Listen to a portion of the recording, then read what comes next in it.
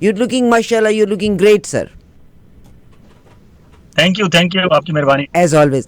फयाज बिलाना साहब, मैं सबसे पहले तो ये भी, आपने शायद ब्रैम्पटन का जो वाक़या हुआ है, और ब्रैम्पटन में मर्डर्स बहुत सारे हुए हैं। आज ये बच्चा रणबीर बड़ी कमाल की बात करके गया है कि जिनको मारा गया है उनके घर में पुलिस 5 दिन पहले पुलिस आई थी और उन्होंने कहा कि इस घर में कुछ हो सकता है। इन्होंने अपने पासपोर्ट दिखाए, इन्होंने कहा कि हम तो रेंटल पे हैं, मेरे बच्चों ने रेंट किया है, मैं 3 महीने पहले यहाँ पे आया हूँ।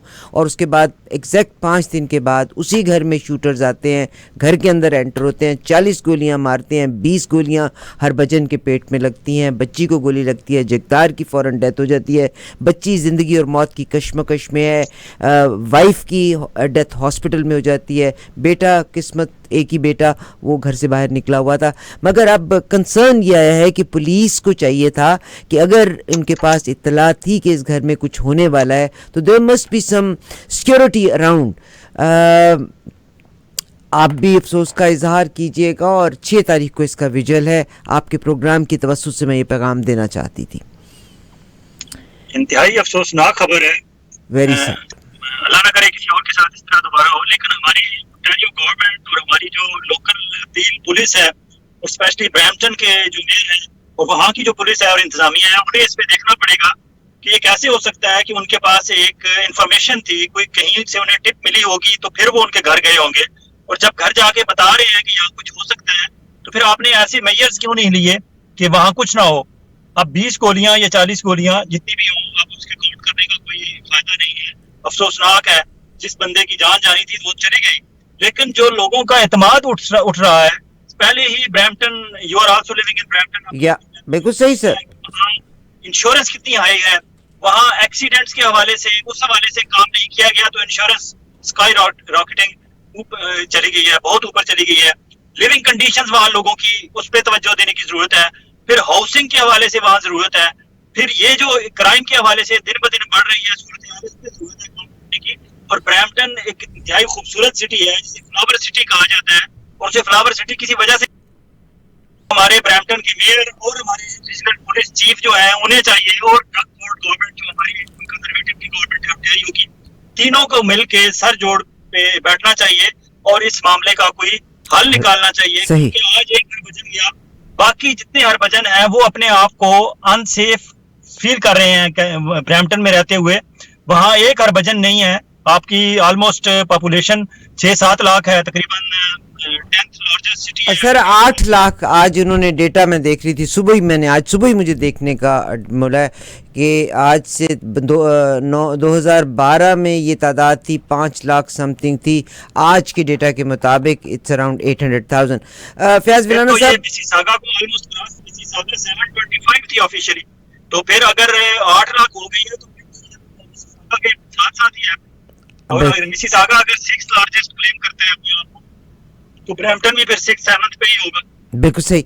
फयाज बिलाना साहब, मैं यहाँ से आपको 2 खबरों की तरफ लेके जाना चाहती हूँ और मैं तमाम पाकिस्तानियों को पहले ये कहना चाहती हूँ, आपके लिए छाप लगाना बहुत आसान है, मगर जो ओप्रेस्ड चीज़ें होती हैं उनके साथ हर इंसान का राह चलते की भी फेवर जाया करती होती है। आज मैंने आपके साथ शेयर किया कि अगर गाज़ा के बीच में जो हो रहा है तो आप कहते हैं जी वॉर क्राइम्स कर रहा है, टेररिज्म एक्टिविटी है बेंजामिन नेतन्याहू की, तो मेरे मुल्क में जो हो रहा है, शाह महमूद कुरैशी साहब को एक बार फिर 3 आपके जजेस ने साइन करने के बाद उनको ज़मानत की। Yesterday we got the news कि उनको नज़रबंद कर दिया गया है 15 दिन के लिए। अब उनकी नज़रबंदी को ख़त्म करने के बाद, and the worst thing is again arrested for 9 मई के वाक़यात के हवाले से। And the worst thing is कि पुलिस ऑफिसर ने जो बदतमीज़ी की, यानी आपके मुल्क में किसी की इज़्ज़त महफूज ही नहीं है, तो उसके बारे में आप क्या कहना चाहेंगे? शाह महमूद कुरैशी साहब को 3 MPO के तहत जो है दोबारा अरेस्ट किया गया है, और 3 MPO ये होता है कि ये बंदा बाहर निकलेगा, लोग इसके इर्द गिर्द इकट्ठे होंगे, तो ये मसला लॉ एंड ऑर्डर का मसला सिचुएशन। सर माइक को थोड़ा करीब कर लें, आपकी आवाज जो है ना वो उतार चढ़ाव उसमें है। नक्शे अमन का मसला पैदा कर सकता है, ये बंदा बाहर निकलेगा तो नक्शे अमन का मसला पैदा होगा, ये मसला होता है।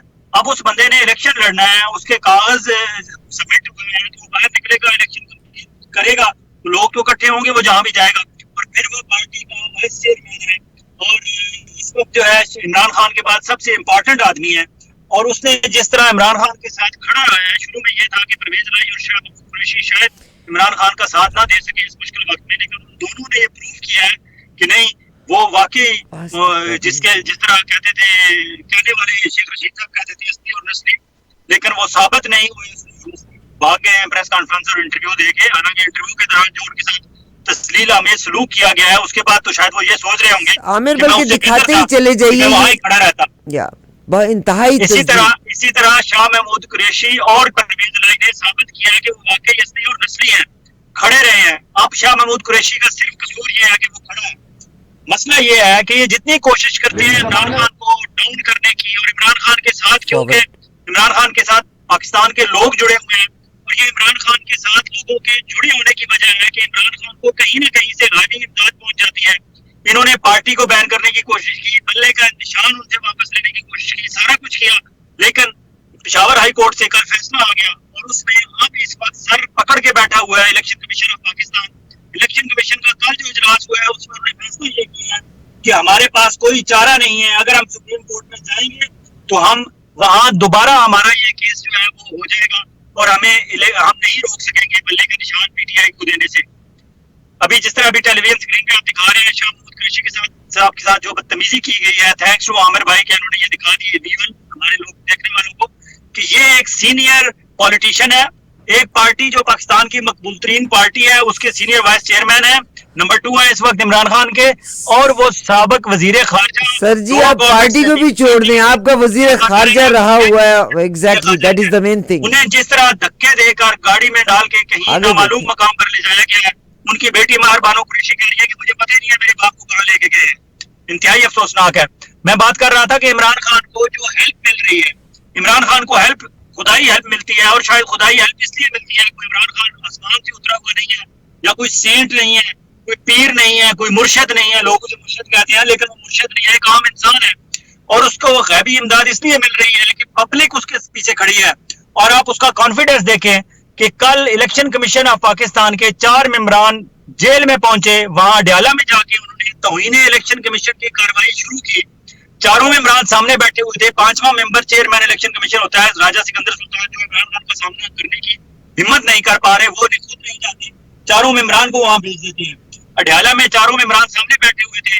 इमरान खान के वकीलों ने कहा कि हमें नई तारीख दी जाए और इसे ओपन ट्रायल किया जाए, क्योंकि फैसले में ओपन ट्रायल की बात है। आप ये बंद कमरे में तौहीन इलेक्शन कमीशन की कार्रवाई क्यों करना चाहते हैं? इस पे उन्होंने इलेक्शन कमीशन के जो चारों मेंबरान थे उन्होंने बात नहीं मानी मुकला की, तो इमरान खान ने बगैर इजाजत दिए इमरान खान खुद रोस्टम पे चले गए। खड़े होकर इमरान खान ने फिर उनकी वो तसल्ली की, वहां जो लोग मौजूद थे वो बताते हैं कि इमरान खान ने पूरी तसल्ली से उनसे बात की। उन्होंने इमरान खान ने तौहीन इलेक्शन कमीशन के केस को साइड पे करके उसने कहा मुझसे बात करें, आप कर क्या रहे हैं? इलेक्शन कमीशन ऑफ पाकिस्तान को क्या ये नजर नहीं आ रहा कि पाकिस्तान भर में पीटीआई के जो लोग इलेक्शन लड़ रहे हैं उनके साथ क्या सलूक हो रहे हैं?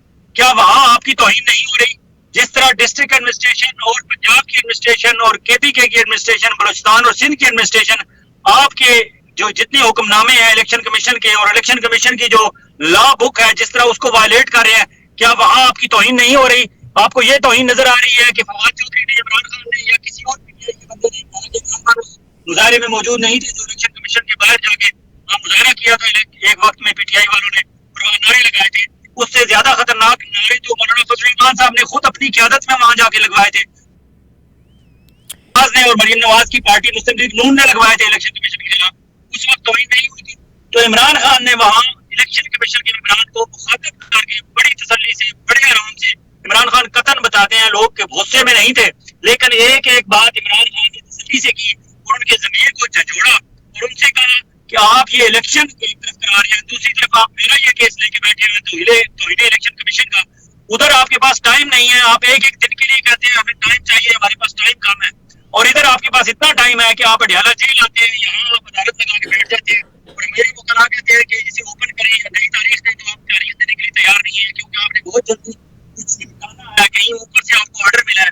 तो इमरान खान की जब तसल्ली भरी उनकी जो इज्जत अफजाई इमरान खान ने, मैं इन्वर्टेड कामास में इज्जत अफजाई कह रहा हूँ, जो इमरान खान ने उनकी फरमाई, उसके बाद उनके पास कोई जवाब नहीं था सवालों का, और आखिर में तंग आके उन्होंने ये कहा, जिस तरह बात निपटाने के लिए लोग कहते हैं कि आपकी जितनी शिकायतें हैं लिख के तहरीरी तौर पर हमें दे दें, ये है कि वो उठ के चले गए और अगली तारीख उन्होंने 3 जनवरी डाली। अब दूसरी तरफ इलेक्शन कमीशन में इजलास हुआ कि पेशावर हाई कोर्ट का जो फैसला है बल्ले का निशान पीटीआई को वापस करने का और इसे बतौर पार्टी एक्सेप्ट करने का, आइंदा इलेक्शन में हिस्सा लेने का, हक देने का जो फैसला है उसके खिलाफ क्या किया जाए। इलेक्शन कमीशन में जो इजलास हुआ है, अंदर के रिपोर्टर की खबर बताते हैं, उसके मुताबिक इलेक्शन कमीशन इस नतीजे पर पहुंचा है कि अगर हम सुप्रीम कोर्ट में गए तो हमारा यह केस वहां से भी उठ जाएगा, हमारे पास और कोई रास्ता नहीं बचेगा, हमें पीटीआई को बल्ला देना पड़ेगा। दूसरी तरफ उनकी मुसीबत यह है कि काजी फायद ईसा साहब चीफ जस्टिस ऑफ पाकिस्तान छुट्टियों पे हैं, उनके लिए ये भी परेशानी है कि ये सारा ठेका तो मिल के लिया था हमने मियां नवाज शरीफ साहब से, तो असली हमारे चीफ ठेकेदार साहब आउट ऑफ कंट्री है, वो यहाँ मौजूद नहीं है, तो हमें ये क्या मुसीबत पड़ गई है पेशावर हाई कोर्ट से, हमें तो बल्ले का निशान देना पड़ेगा। और बल्ले का निशान अनाउंस होने के बाद जो लोगों का, पीटीआई वालों का जोश जज्बा इस वक्त गूंज पे है और जिस तरह उन्होंने एक नई जिंदगी में मिलती हुई महसूस की है, हम इस लोगों के जोश जज्बे को किस तरह रोकेंगे, वो तो पहले ही हमसे काबू नहीं आ रहे। तो फिर इन्होंने फैसला ये किया इलेक्शन कमीशन ऑफ पाकिस्तान ने कि हम सुप्रीम कोर्ट में नहीं जाते। जिन लोगों ने पीटीआई पे एतराज किया था, पीटीआई पे इलेक्शन पे या पीटीआई को बतौर पार्टी एक्सेप्ट करने ना करने के मामले पे, उन लोगों को सुप्रीम कोर्ट में भेज के टेस्ट किया जाएगा। अब सुप्रीम कोर्ट को जब पता चला कि बाल हमारी कोर्ट में आने लगी है, तो अचानक जस्टिस तारिक मसूद जो इस वक्त कायम नाम चीफ जस्टिस है, उनकी तबीयत नासाज हो गई। मैंने ये नहीं कहा कि उनकी तबीयत नासाज है, उनकी तबीयत नासाज हो गई। कल जितने वहां केस थे सुप्रीम कोर्ट में, उन सब को डी लिस्ट कर दिया गया और अब नए 2 दिन का वेट किया जाएगा। इस पर काजी फायद ईसा साहब को टेक्स्ट मैसेजिंग और व्हाट्सएप पे उनसे रब्ते हो रहे हैं, जा रहा है कि क्या किया जाए। ये पीटीआई और बल्ले का निशान, इमरान खान और इमरान खान के पीछे जो पब्लिक है, ये तो हमसे कंट्रोल नहीं हो रहे। और जो अडयाला जेल में चारों मेंबरान को, इलेक्शन कमीशन के 4 ही मेंबरान होते हैं चारों सूबों में, और एक चीफ इलेक्शन कमीशन, फैज भाई आवाज का और चारों के साथ जो इमरान खान ने सलूक किया अडयाला में, उसकी भी बाबत बताई जाएगी उन्हें। जी फैज भाई, आपकी इंफॉर्मेशन बहुत कमाल की है, मगर आज आवाज़ का शदीद मसला रहा। Please give us time tomorrow, क्योंकि आवाज़ आपकी में बहुत उतार चढ़ाव है और कहीं कहीं तेज़ आती थी। It was very low voice. I am so sorry, मगर कल इंशाल्लाह आपकी तफसील में बात कराऊंगी। मैं सिर्फ इतना कहती हूँ, गलत इज़ गलत। डू नॉट थिंक कि we are talking about parties. आज जरदारी साहब भी सही गरजे हैं, सही बरसे हैं। अभी दीजिए इजाज़त। Get ready for the news. Maji Jamal and Shazia ji will